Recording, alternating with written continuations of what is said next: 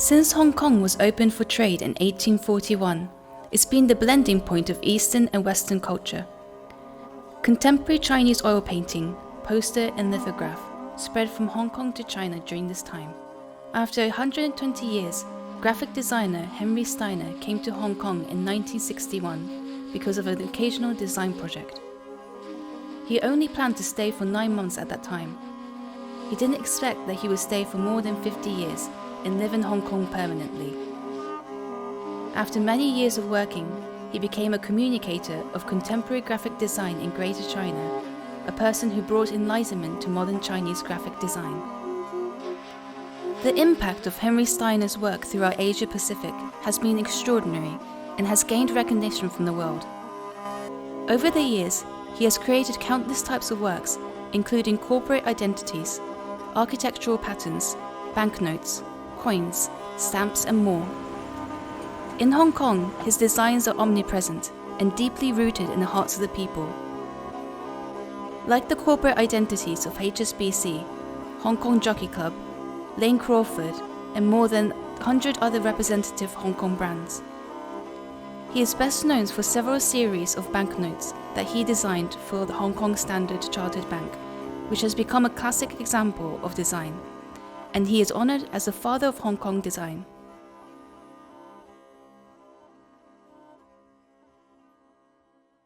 史汉瑞先生的平面设计，我觉得他也可以说是香港当代平面设计发展的一个缩影。从无到有的一个非常有力的见证人。每当提到这个史汉瑞先生的时候，我多想到曾经在3代清宫任职的这个郎世宁。在中国的绘画中，郎世宁有一个非常重要的地位，因为他把西方的透视法引入到中国的绘画中。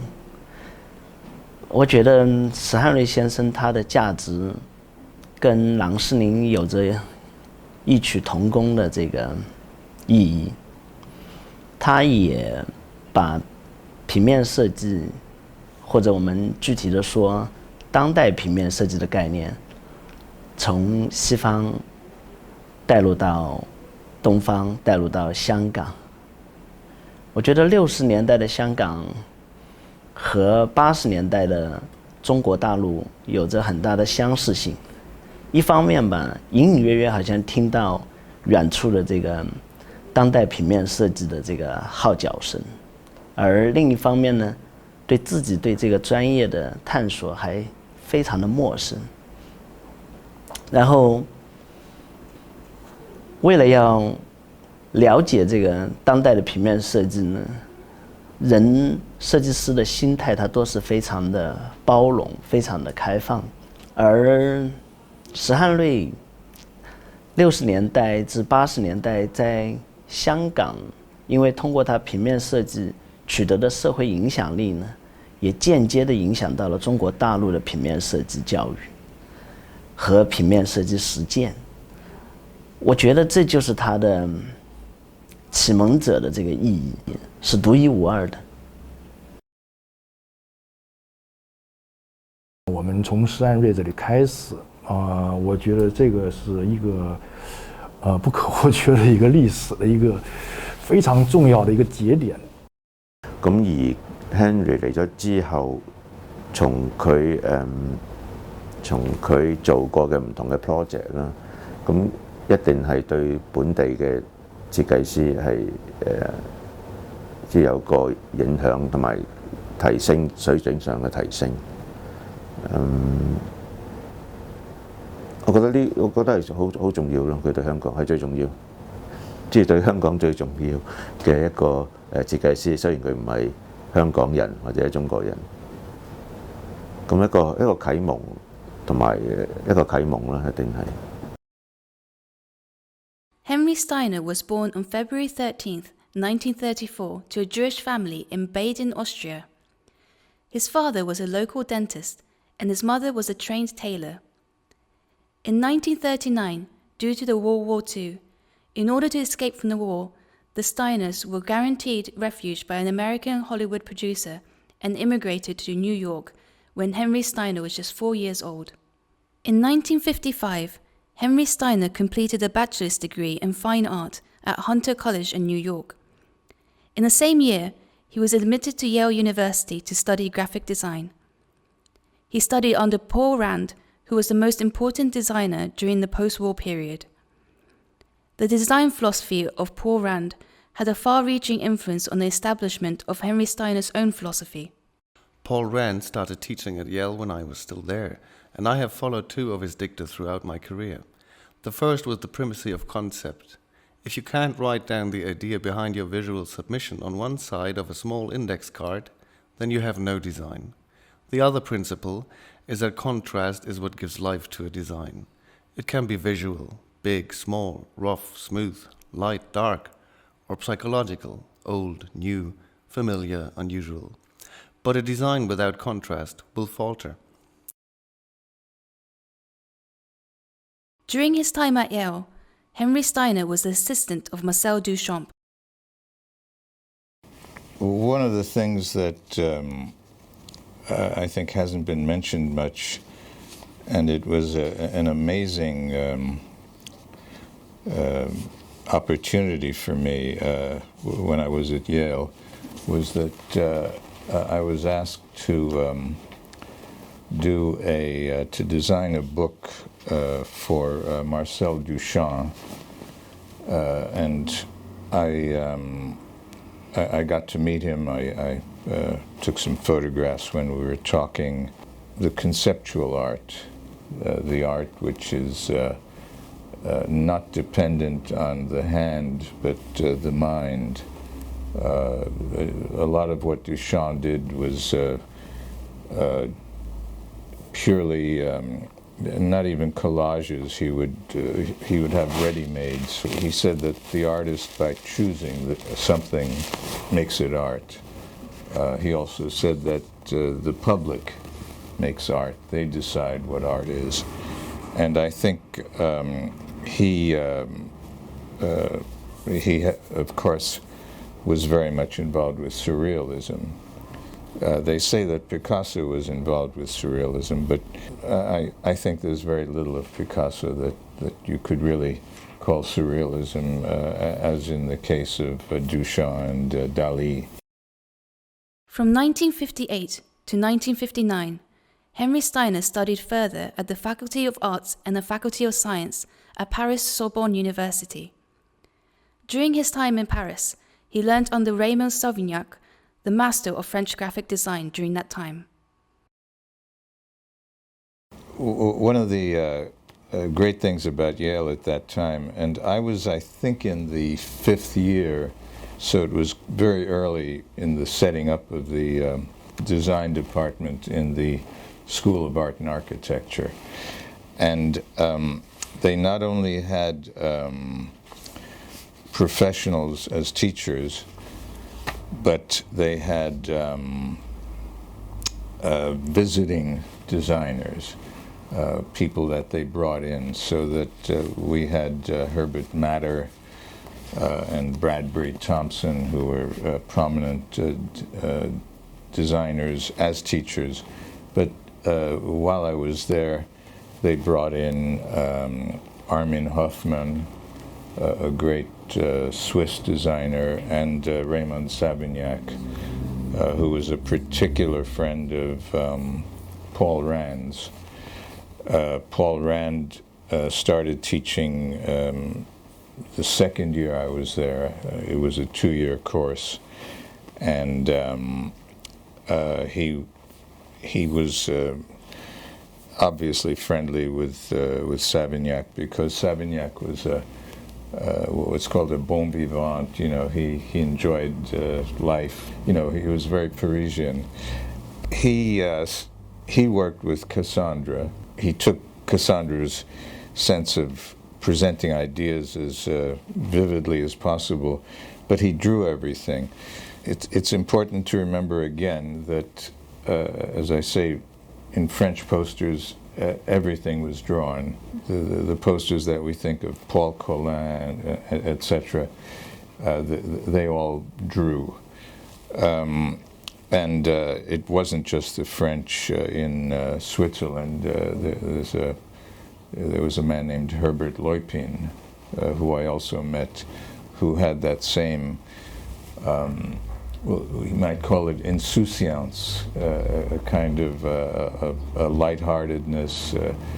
But the important thing about him and Savignac is that they had ideas which were made very vivid. And going back to this surrealism, I think they were encouraged because of surrealism, or that's what gave them the ability to condense ideas into such simple forms and then draw them quickly. It was the most exciting influence at the time, in addition, of course, to Paul Rand. Rand was very much part of the European movement, although working in America. As you know, he took Cassandra's Dubonnet man and brought him to America for Dubonnet. I think that was behind Rand, essentially, was the understanding of what was going on in Europe. After his studies in Paris, he returned to New York and worked in a graphic design firm, Chemoyef and Geismar. In 1961, Henry Steiner arrived in Hong Kong for the first time. He worked as a design director for the Asia magazine, a weekly magazine published throughout Asia. And then I came to Hong Kong.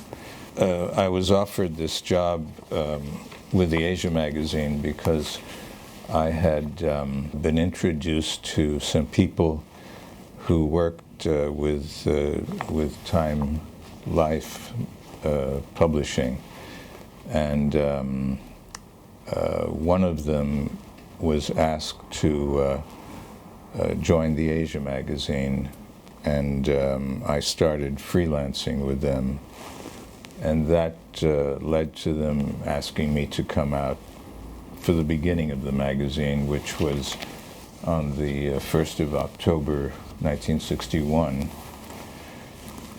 And I was uncertain whether to go or not, and at that time I was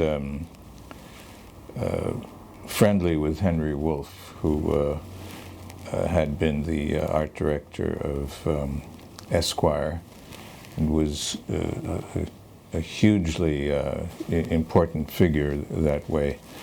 He went on to work for Harper's Bazaar.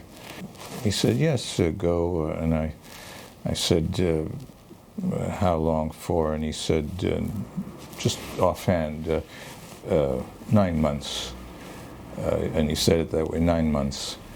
He was also a Viennese, although a bit older than me. And I said, but what should I, what kind of a salary should I ask for? And he said, $1,000 a month. And that, to me, was a huge amount of money, you know, $1,000 US, you know, because he told me to say it. I said, okay, and that was accepted. And I came out, and I hadn't expected to stay for long. He started Graphic Communications Limited in 1964, which was renamed as Steiner & Co. later. He has lived in Hong Kong for 57 years and continues to be engaged in design work today. Although he is not as busy as the past, he still insists on going to his studio every day to manage the design works. The 1960s was a period of steady development of Hong Kong's trade, tourism, and light industries. The concrete concept of modern design had not yet been formed in Hong Kong at that time. For Henry Steiner, working as a designer in that environment was both a challenge and an opportunity. I think it's fair to say that Hong Kong was backward. There really was no if anything, it was commercial art. It was great fun because it gave me the possibility of pioneering. I remember going to one printer who had a certain typeface that I wanted to use, and I asked him to set some words for me and then pull a proof on glossy paper that I would then use for a paste-up. And he said, how many copies? And I said, 6. And he said, just 6? And I said, yeah. And he said, why? And I told him I was going to use it for artwork. And he said, you want me to do type for another printer to use? I mean, there wasn't this understanding of design. There were British advertising agencies, but I'm not even sure if there were. There might have been art directors, but they were very, very basic. They weren't terribly creative. There was no. The stuff that was done then, it was backward. When I came there, the 2 big hotels on the island were coming up. One was called the Queen's Hotel, the other was called the American Hotel. They became the Mandarin and the Hilton. It was, there were no big hotels on Hong Kong Island at that time. The hotels were all in Tsim Sha Tsui, the peninsula, the other hotels on Nathan Road, and of course there was no tunnel at that time. There was a car ferry that went across the harbor. It was an interesting time. Since the late 1970s, the Hong Kong and Shanghai Banking Corporation, HSBC, has gradually become an important bank for international finance. They needed a new corporate identity to look more international. Henry Steiner began to design a new logo after signing a consultancy contract with the bank in 1979. One of the original ideas was to use the recognizable Chinese bronze guardian lion, which guarded the entrance to the Hong Kong bank headquarters for more than a century, to be the key visual. But most people didn't agree, as the lion's logo was very common during that time. The original logo of HSBC was similar to most traditional Hong Kong banks, which is a variant of the X-shaped cross that Steiner used as a basis for the new identity design. In 1984, Henry Steiner created a hexagonal logo inspired by St. Andrew's cross flag. The form of the logo can be interpreted as the connection between the East and the West and the North and the South. 全世界人都睇過佢嘅設計，因為 HSBC 呢個標誌啊嚇。咁我諗石先生嘅設計其實係可以咁講，香港人嘅生活嘅一部分。On one hand, he brings the refined and advanced Western design concept to the East through his design works done in Hong Kong. It enhances people's understanding and attention to the design discipline and affects the establishment of a design course in South Asia and the mainland. On the other hand, Henry Steiner's sensitivity, acceptance, and tolerance to foreign cultures enabled him to absorb the nutrition of Oriental culture. His design presented the characteristics of the fusion of Eastern and Western cultures. Henry Steiner vividly defined his design philosophy as cross-cultural design.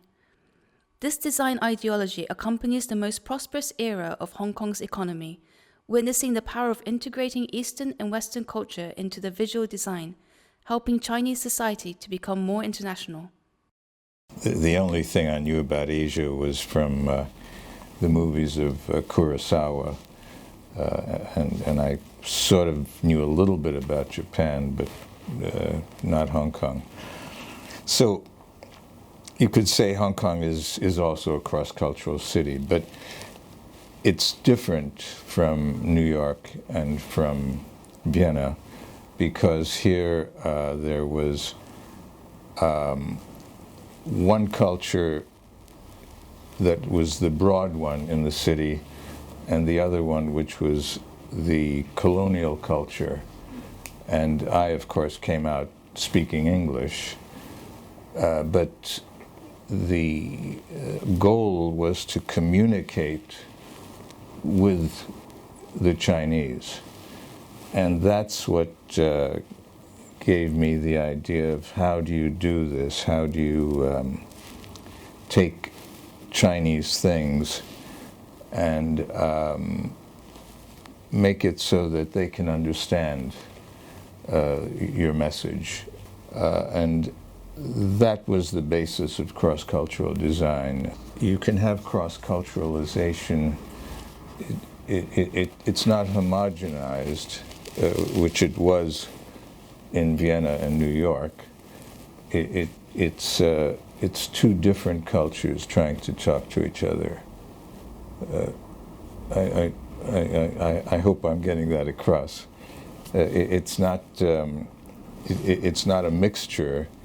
It's as in the case of Hong Kong, China, and Britain. They didn't blend. They talked to each other, but they were separate, and that's what excites me about cross-culturalization. As I mentioned in the book, I'm not. I don't like the word hybrid. I don't like blending. I think that things should be kept fairly separate, but communicating, and that's what makes it interesting in the work I do. Henry Steiner designed the logo for the Hilton Hotel in Hong Kong with his concept of cross-cultural design, which closely incorporates the tradition of Western alphabets in the image of China's I Ching and also with feng shui. I have never told this before. Okay, this is a first time. When they started in Hong Kong, this hotel was called the American Hotel, and the Mandarin was called the Queen's Hotel. In fact, I kept this. This is a magazine that I did when it was still called the American Hotel, before it was taken over by Hilton. Yeah, it was before the opening. I don't know if yeah, you can see it here too, yeah? Okay.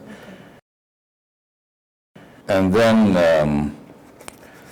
when Hilton took it, I just, in fact, when I showed it to them, I literally had two photocopies, and I cut the A off and doubled up the H, you know, when we had our first meeting, and I said, you know, here's your logo. This is based on this, which is a railroad in America called the New Haven Railway. And it was the one that went from New York to New Haven, which is where Yale is.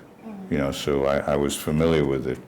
And also this mark, this logo, was designed by Herbert Matter, who was a Swiss designer, and he was a teacher at that time at Yale. I feel very strongly that you have to be able to explain why you did something to your client.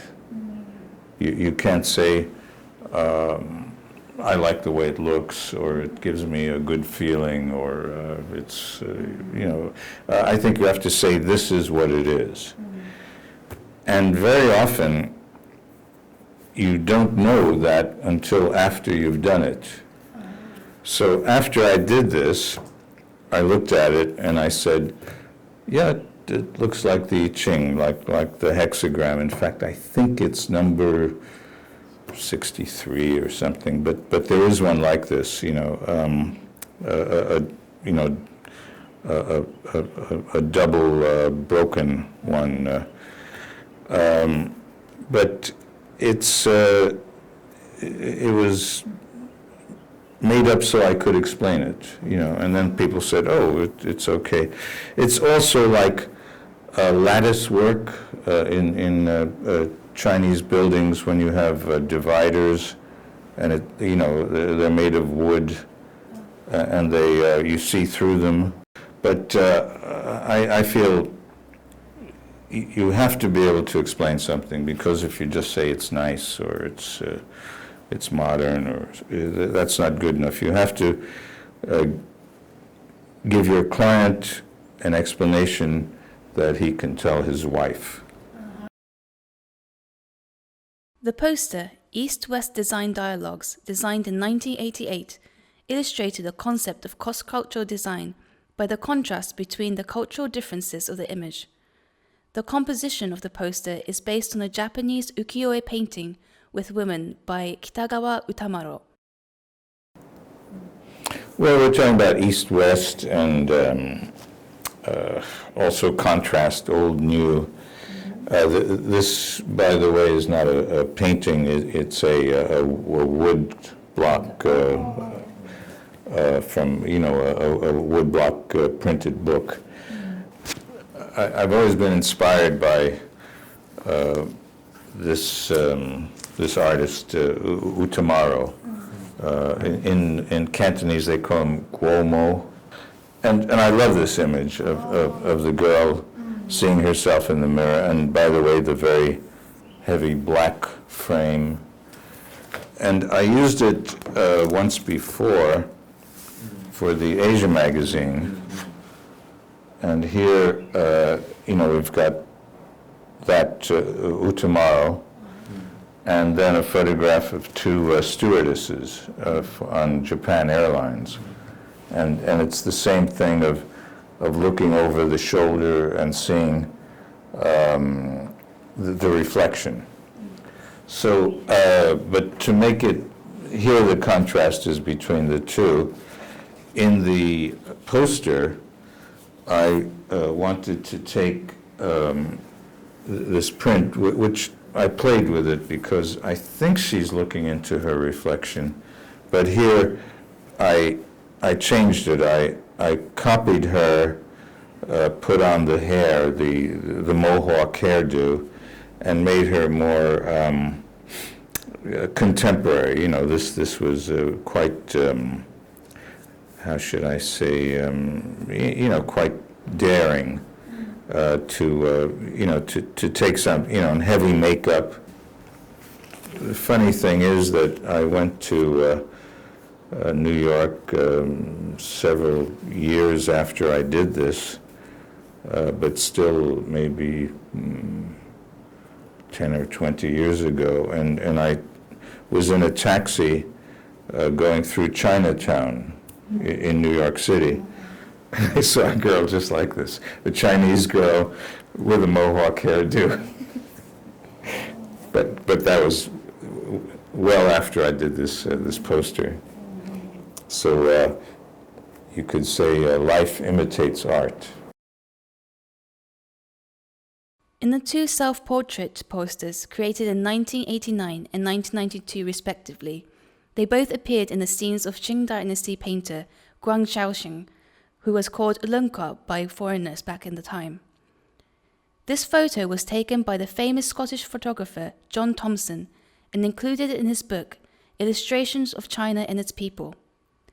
Lunka is a well-known Chinese painter in the field of export painting. He is the first experimenter when oil paintings were introduced from the west to the east, and the pioneer of merging Chinese and Western paintings. Henry Steiner borrowed such a photographic scene to reflect his similarity with Lunka. In this self-portrait poster, he also expressed the respect for the ancestors who first stepped across the cultural barrier and engaged in artistic creation inspired the works of Lunka. This works on several levels. One is to have this picture of somebody painting something and having paintings around and then doing something with those paintings. It was a nice opportunity, but a little bit more deeply, this Lam Qua, he was the first, as far as I know, Chinese painter in Hong Kong to work in oil. He was taught by George Chinnery, who was an Irish painter who came to first Macau and then worked in Hong Kong for a bit. So he was a commercial artist, and he was working in a foreign medium, and naturally I felt a kind of affinity with him, because he was doing commercial art in something that was not native to him, and working in something a little bit from another culture. So that was a bit of the underlying area there. I did two versions of this. In one, I replaced work that I'd done on the paintings that are on the wall, and put my picture in a sort of a representational way, but it was one that where I had a mask as though I was in Chinese opera on my face, and then I did it again, where I let all of the paintings show, the originals, but in that one I changed my face to one that was digitized, because we had been experimenting with pixelation, which was quite a new thing at that time. So my face was all made out of squares, pixels, blown up big, and it was a different way of using the same picture. But I also feel very in awe about Thompson as a man going around China taking photographs with all the heavy equipment and getting these details. But this one photograph really sort of struck me.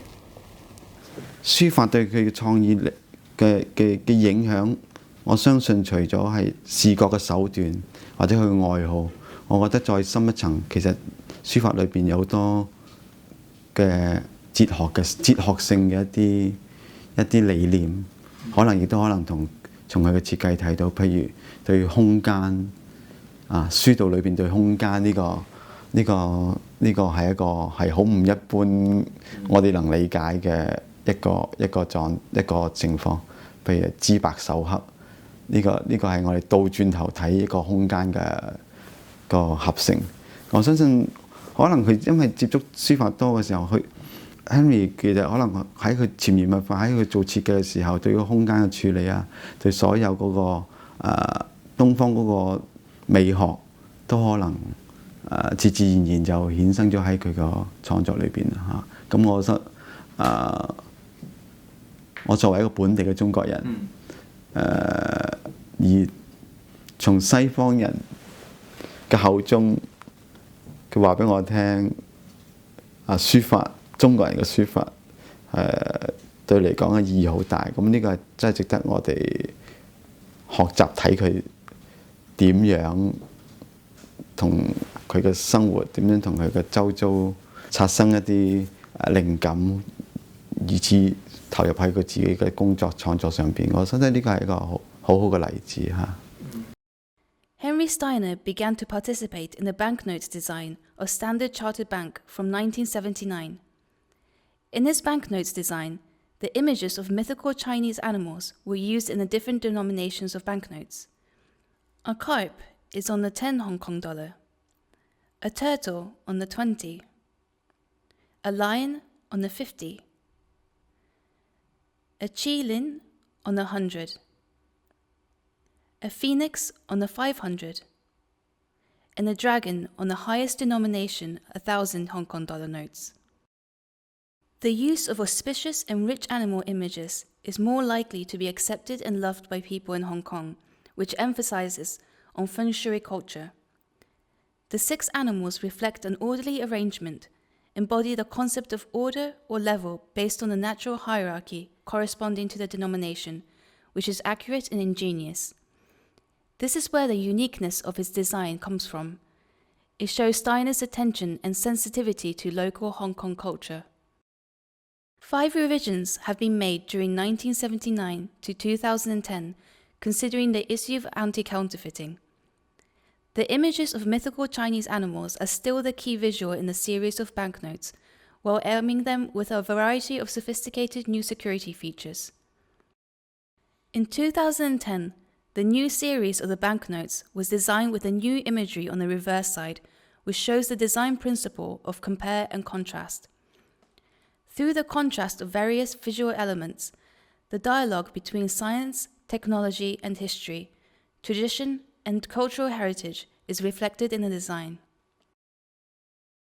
In 2009, Standard Chartered Bank invited Henry Steiner to design the 150th anniversary commemorative banknotes in order to celebrate its 150-year history in the city. The front of the banknote features bank's headquarters with a satellite image of Victoria Harbour. The reverse is a well-planned, unrealistic scene. And that's inspired by a print by a Japanese printmaker named Hokusai, which shows people at a balcony looking at Mount Fuji. It's from the 36 views of Fuji. There are different people going through history from 1850 to the present, and they represent different periods and different types of person. 8 people are in the image. A policeman during British Hong Kong, a woman carrying a child, a gentleman holding a bird, a manual worker,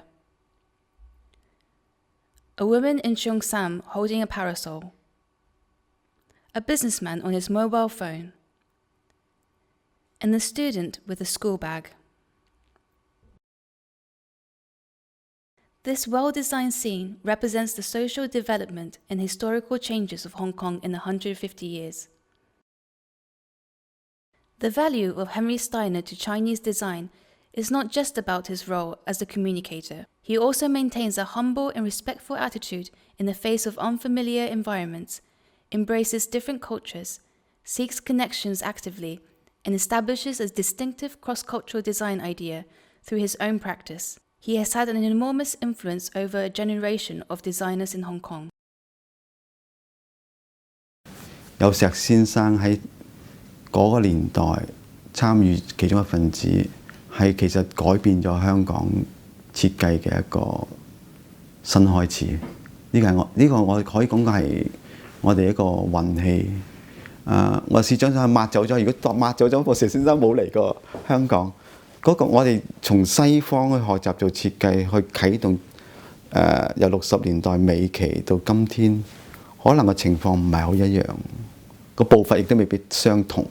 其實大家都知道啦，少林寺知你要通過木人行啊嘛，所謂木人行，咁你即是你要經過好多磨練，不停咁進步，然後通過木人行，咁你出嚟咧就係一個成功嘅設計師啦咁樣。咁其實咁多年來，因為有好多好好嘅設計師都喺Henry 間公司出嚟啦，佢都培育咗好多好好嘅設計師，咁所以佢都覺得佢自己嗰間公司係叫做少林寺，即係咁樣。咁其實我認同嘅呢個。He also began to get in touch with Chinese graphic design in a special period of development in mainland China, spreading his influence step by step. He plays a key role in the development of contemporary Chinese graphic design since the opening up of China in 1979. Wang Xu is the first graphic designer directly influenced by Henry Steiner in mainland China. 大概也就是在1986年、87年，到他工作室来。到了工作室来以后，拜访他，然后呢，我跟他说，我在做一本杂志，这个杂志呢是给国内的一些设计师做一个参考资料。如果要说到我的一个就是原因呢，实际上是我要通过这个杂志呢，就对我自己来去学习。我们作为中国的一个平面设计师，无论如何摆脱不了这种跨文化的设计。所以我觉得他给我们的一些启发和一些贡献呢，是非常微妙的一个非常奇妙的感觉。香港本身就是一个跨文化，然后汇聚多元文化的一个地方。那在这儿孕育出来的平面设计，它对于中国整个平面设计的发展是具有非常重要的、有独特的价值的。那么也相信呢，会对今天我们的设计具有一定的启发和实践的指导的意义。The design of Henry Steiner included his understanding and interpretation of local culture. His works reflect the Hong Kong culture and have exported the image of Hong Kong to the outside world. To a certain extent, his works contain the Hong Kong image in microcosm. You have to be curious, you have to be open to new ideas, you have to say, well, why is it like that, you know? You should be ready to learn at all times.